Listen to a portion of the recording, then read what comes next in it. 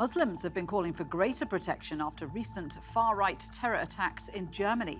Here in the UK, volunteer groups have been formed to protect communities from right-wing extremists. Is the threat of the far-right in Europe being taken seriously? This is Roundtable.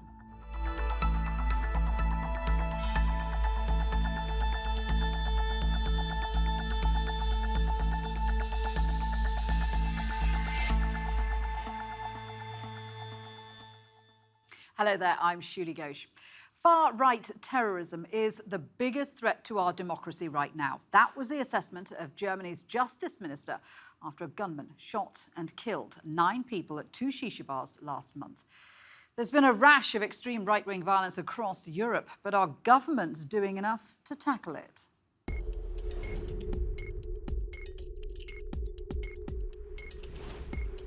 Ten people were shot dead in Hanau in Germany in February in an act of far-right terrorism. Most of the victims were from a migrant background, including Turkish, Bosnian and Romanian nationals. The Global Terrorism Index says far-right terrorism is increasing in the West, particularly in Western Europe, North America and Oceania, with the total number of incidents increasing by 320% over the past 5 years. Recent attacks have included the mosque shootings in New Zealand, killing 51 people, the killing of 22 people in a supermarket in Texas, and the German mall shooting that killed 9. Analysts say right-wing terrorism has been fueled by the rise of right-wing political populism across Europe, which is accused of encouraging xenophobia and nationalism. But is the threat of far-right terrorism being taken seriously? Let's introduce today's guests. Joining us at the round table today from Malmö in Sweden is Andreas Önnerfors, who studies the history of ideas at the University of Gothenburg. In the studio here we have Afzal Ashraf, terrorism analyst at the University of Nottingham, Arzu Merali, co-founder of the Islamic Human Rights Commission in the UK, and Craig McCann, a counter-terrorism consultant. Good to have all of you with us. Let me start with my Skype guest, Andreas. I know you looked at the manifesto of the gunman who carried out the Hanau killings. He talks about wanting to cleanse Germany. Now, how does that play into the kind of right-wing ideology we're seeing in Germany? Yeah, we have seen over the last 5 years a big push towards these positions in the general mainstream political discourse. We have had far-right movements such as Pegida, and we have witnessed the rise of the party Alternative for Deutschland that has constructed their ideology around these positions, that Germany is overcrowded, that something drastic has to be done. And this was all propelled by the so-called migration crisis of 2015. And what is disturbing is that police have uncovered all kinds of plots, neo-Nazi groups, right-wing terror cells, plots against mosques. There have been attacks on refugee shelters. A Liberal MP has been murdered. Is this kind of racism seen as an endemic problem in Germany, or are they being treated as one-off isolated incidents? I would say they're both. The problem in Germany is the level of responsibility. Germany is a federal state. It consists of 16 separate and independent states that all have their own policies of how to attack and address and counter radicalization. And it's easy for a right-wing group, for instance, like the National Socialist Underground that we saw a couple of years ago, to just escape to the web of different secret services that not are collaborating with each other or that don't share information with each other. And that makes it more and more complex. And then we have the rise of radical right populism, such as in movements of like Pegida, which are able to fuse the kind of frustration of the political development or political expectations that have not come true with a far-right agenda that is xenophobic in essence. And this has caught German politics with some sense of shock or disbelief. It has been a very rapid movement over the last 5 years. Afzal, do you agree with that? What is leading to, what is triggering these kind of events, this rise of this ideology in Germany? there is a history, of course, in Germany, Right. ideological history with right-wing extremism. And in fact, the Nazi Party is, if you like, the ideal model for right-wing extremists across the world, in the US and in Europe and elsewhere. They borrow the symbols and indeed some of the ideological writings and adapt them to their particular cause. I think the other thing is that what we need to unpack is this relationship between the extremist groups and what I call the fringe parties, such as Pegida, who are acting like a bridge between these extremists, violent extremists, and mainstream politics. So you're saying that the rise of parties like Pegida, we've seen AfD as well, that they are facilitating this kind of thinking, right-wing thinking in Germany? It's a little more complex than facilitating. They do facilitate. They take the extremist narrative and then dilute it a little bit and make it much more appealing to a wider audience. What they do also is strengthen the extremists, because somebody now is saying what they've been saying, but saying it to a wider platform. And so there is a sort of a symbiotic relationship between the mainstream or the fringe parties and the extremists. And one of the things that isn't really understood, particularly by these fringe parties, is that the only way this extremist agenda or part of it can be implemented is through totalitarianism, because exclusivity with one group, it used to be the Jews, now it's the Muslims and immigrants, becomes wider as soon as they get power. And so I just want to bring in Arzu here, because what's been described must leave these communities feeling incredibly vulnerable, because they know that they're being targeted for attack, and they don't see the political will to do something about it. Yes, certainly communities feel very vulnerable, but it's been going on for a long time now, much longer than this recent spate of violence. And that's because actually the mainstream rhetoric has been quite aggressive as well. And at the same time, there's been a lack of kind of really serious consideration about the concerns about security and safety of Muslims. Angela Merkel's rhetoric hasn't been... She's been fine. We're talking about Germany. I'm talking Europe-wide. Yeah, right. No, fine. Yes, she made some quite outstanding statements, but at the same time, there was a huge backlash on her. I mean, she's seen the sort of results of it in terms of who's going to succeed her as the leadership of her party. I mean, every candidate is now putting a big space between themselves and the kind of comments she made and the kind of attitude she had to migration. But I think we should also think, just to pick up on your point, that not only do extreme views kind of get into the mainstream, but the mainstream also feeds the extreme views and can be motivations for political violence. And whilst across Europe there is a revulsion for neo-Nazism, I think that still exists, albeit that there is a kind of resurgence of it. We have this sort of counter-jihad movement, which is also part of the rise of the far right, which is a little bit more based in, unfortunately, mainstream rhetoric coming out of all sorts of governments. yeah, So let's talk about what Europe is trying to do about this, because you've set out the problems quite well. And of course, from a European point of view, how much of a priority is this seen as, the rise of the far right, and trying to combat it? Well, we can see it's a huge priority across not just the UK, but Europe as well. So think about the UK, we've had now, within the last, since 2017, a third of the plots that have been thwarted have emanated from the far right. You've now got roughly a quarter of referrals into our channel programme, which is our de-radicalisation disengagement programme, emanating from that ideology. So the state is really trying to get in front of this. It's taken some time to get here. You know, we've been working with this for 10 plus years in its kind of current form. But you've got, most recently, within the last week, the Home Secretary prescribing another 2 groups. You know, we had this started back in 2016 with National Action being prescribed, the first right-wing extremist organisation prescribed in the UK.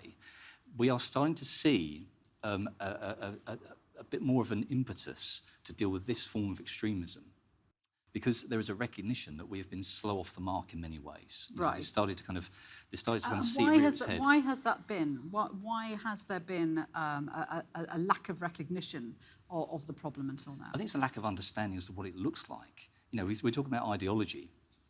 We're living in a strange time where we've got transnational nationalism. You know, we've got individuals in the UK, for instance, that are they're nationalist, but they're quoting. You know, it's almost like this supermarket extremism. You can take a lot of strand of ideology from the AfD in Germany, from the alt-right in America. As you say, you can take that, see if it resonates with your existing worldview and your biases, and then make it your own. So that's really tough for a state to kind of get in front of, to understand how is this playing out in our country in a way that we can combat that through counter-narratives. I think the big problem is exactly this, that in the past 50, 100 years, there's always been these extremist organizations, in the UK especially, Mosley and others, and they've always been treated as a part of the lunatic fringe. Right. There is a threshold when they go from being an irritant to being a threat, not just to minorities, but to the democratic system itself. And what that threshold is not defined. And I think the governments are going to have to wake up. They probably won't, and it will be, for a country, maybe Germany or some other country, too late when they realize that actually this is a threat to democracy that we need to do something about, and they may be too late. So I think what needs to be done is to think about, when does this threaten us existentially as a country, as it has done other countries in the past? I think that's where the problem is. If you rightly, as Ray said, you know, if you rightly focus on the minorities, then you lose that bigger threat picture and that larger motivation for a greater number of people to address this problem. Andreas, we're just talking about how far-right parties have gone from being seen as fringe lunatics to becoming more part of the everyday political landscape. Is there a problem in Germany with the fact that the German government has tolerated some of these parties, but because they know that they have to appeal to some of their support base? I think that democratic societies always are trapped in a situation where you have to consider if you want to prohibit a political party or not, and on which grounds you are doing that. Right. So Germany, considering its history, has been very wary of straightforwardly prohibiting political parties. But what happens on the fringes of society in social protest movements such like Pegida, so Pegida is not the party, it's the AfD that is the party. So Pegida is a social movement like we also had UKIP, we had Pegida UK, for instance. And you cannot prohibit such movements. And that is the kind of battering ram or the Trojan horse with which you can bring these positions into the mainstream discourse. And that is the problem, isn't it? Because people say they have to have freedom of opinion, they have to have the right to have a social movement. How do we stop that crossing the line into the kind of toxic atmosphere that we're seeing in Germany, for example, but also in other countries? Well, exactly. And if I just might add another thing here, another line of thought, that is, we knew that could happen already in 2011 when Breivik carried out his double terrorist attack in Oslo. But then it was really also the case of, he was just a lone wolf. And whatever he wrote his manifesto, he cut it and pasted it from somewhere else. It's not a big deal. But then you see how the pearls are lining up from Oslo to El Paso to Christchurch to Halle last year and Hanau this year. And that is what has been missed in the big picture because we have been over-focusing on war theaters abroad. Right. Sorry, you were going to add to that. Just that prescription only goes so far. We're dealing with classic supply and demand.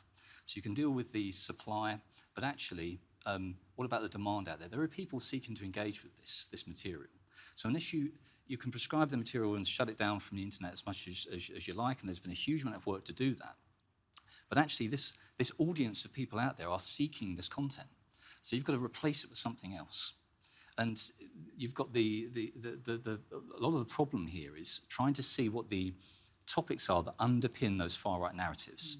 So the big narrative that's bouncing around on a lot of these manifestos right now is the great replacement narrative. You know, we are being replaced as a white people, we are being replaced. the big conspiracy. This has been is about social engineered. concerns over immigration, Yes. movement of people. Yeah, and we are seeing these right-wing terrorists continually quoting this material, and it's transnational. But there has been very little effort actually at the local level, and this will be solved at the local level, not the national level or even the international level. This will be solved by having those very difficult conversations that need to be had around social integration, around the impact of immigration in some places, and the globalization agenda. No one's having these conversations, and they should be rooted in the integration space. Is there also a problem, with all due respect, that counter-terrorism strategies in the past have concentrated on Muslim terrorists, Islamist fundamentalists? I mean, is that part of the problem, that it's been quite one-sided? We're in a moment now where there's been an overwhelming criticism of the anti-terrorism and CVE regimes in, let's just take the UK, for example, okay? And there's been a call to have a revamp. Even the United Nations has been deeply critical in the last few weeks about what's been happening in terms of basically cutting down on people's basic rights. Now, in the beginning, it was the Muslim community that was highly targeted, but now wider society has had their rights, curtailed, whether it's through surveillance or other kinds of limits. Ultimately, I think we need to do what a lot of people are asking, is go back to the drawing board. And you're talking about local solutions. I think it has to start. And I mean, the report Leaving the War on Terror was a very good example of a very thorough, evidence-based kind of look at how to actually reimagine this. We need to be looking at what communities are thinking, what is provoking them, what are the ideas, and that's, yes, you're right, counter-narratives have to work there. But as you said... It doesn't have to come from the top down. I mean, we've seen Emmanuel Macron, for example, in France, trying to introduce a new type of French Islam. Do approaches like that? I don't think so, because it doesn't have the trust of the community. I mean, it's very cynical to try and sort of engineer Islam, okay? Again, the problem is in Islam. Is the problem in Islam? Most people will say, no, it's not. It's about political violence. Right. There's an audience for it. There are grievances. How do we unpack that? And I feel like, just trying to extend PREVENT or the current CVE regime to look at disaffected white nationalists is probably just going to replicate the same problems. Craig talks about trying to get to the root of the problems. When we talk about nationalism, and we've seen this kind of sort of protectionist, insular feelings sweeping through Europe. I mean, you've said the rise of nationalism as a social crisis. Is this the new normal? It is, and it will be for as long as this crisis continues. The point there is not mine. It's research that was done decades ago, which shows that extremism, whether it's religious or political, always arises in the context of political and social crisis in society. And of course, what we are experiencing, particularly in the West, is a political and economic crisis as the center of gravity of development and finance and prosperity shifts from the West to the East. There's that. There are other crises, mini crises, such as the wars that have caused an influx of refugees, that have caused a rise in terrorism on European soil. All of these things are causing this sense of crisis.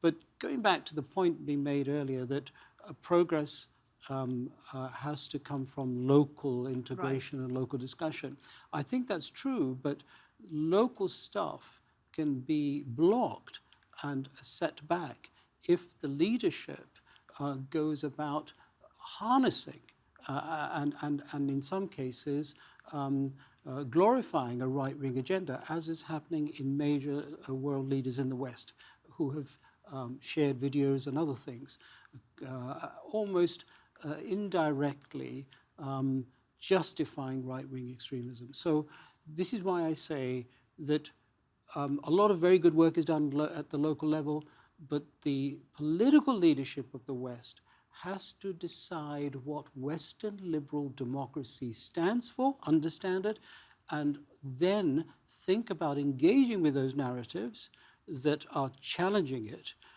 and leading, showing leadership, as the Prime Minister of New Zealand did so brilliantly, showing leadership that... But in some cases, we've got European countries like Austria, for example, where the leadership is right-wing. So, Andreas, is there any sign that governments have the political will to change the narrative and to tackle the difficult issues, even if it means politically their positions are weakened? Well, that's the problem of democracy, in the sense that you have to have a majority for the positions that make out the political leadership. So, and furthermore, with populism on the rise, there's this strong voice that we have to represent the will of the people. So politicians can say, we are not talking about our own positions any longer. We are just saying what people are saying. But what about the moral position? Argument. What about the ethical position? What about the greater good? Exactly. Then you have to take this kind of higher vantage point that we were talking about earlier, when it comes to a clear commitment to human rights, the rule of law, and such values. That has to be the measuring point from which we can measure what actually constitutes extremist or radical behavior. Okay, well, I mean, let's bring Craig in here. Can you have a far-right party without it automatically leading to extremist violence? Well, we had this discussion back in 2011 in the UK. We had the big review of our prevent strategy, and I referred to this as the Great Divorce. You know, so we had a prevent strategy that was seen to be encroaching too far into that community cohesion space. Okay, there were no lines drawing the sand around this. And 2011, new government comes in and says we're going to separate these things out. You know, so we're going to have vulnerability to being drawn into terrorism with a renewed focus across all forms of extremism sitting within prevent. We're going to have the community cohesion agenda that will focus on really building those bonds between communities, intra and inter, and then dealing with extremism. And that was to sit within our integration strategy. The problem is, nothing was really done in that integration strategy in the intervening period. So a lot of the criticism you now get levelled at prevent as a strategy is actually far more warranted into that space, because that's the area that's been the deficit of delivery at the local level. But integration is exactly what far-right extremists don't want. Yeah, and that's why we need to have those conversations and keep that in the centre ground, in that mainstream, because otherwise what we do is we've got the situation we have. Across Europe, and the UK is no different in this, we have local actors, local government, councillors, within local authorities, and they don't have the confidence to deal with some of those really difficult, thorny issues around what does immigration mean for us? What's the impact of globalisation? Social mobility. Let's have the conversations there, because if we don't, what we do is we surrender that narrative to the extremes. And you'll find people there who are very happy to talk about immigration, and they'll give it their slant. And I mean, the conversation about immigration has fueled a lot of this. It has, and I think at some point, you know, somebody, particularly I think in the agencies that are delivering preventative programs, have to actually sit back and go, you know, we have to explain that this is a distraction.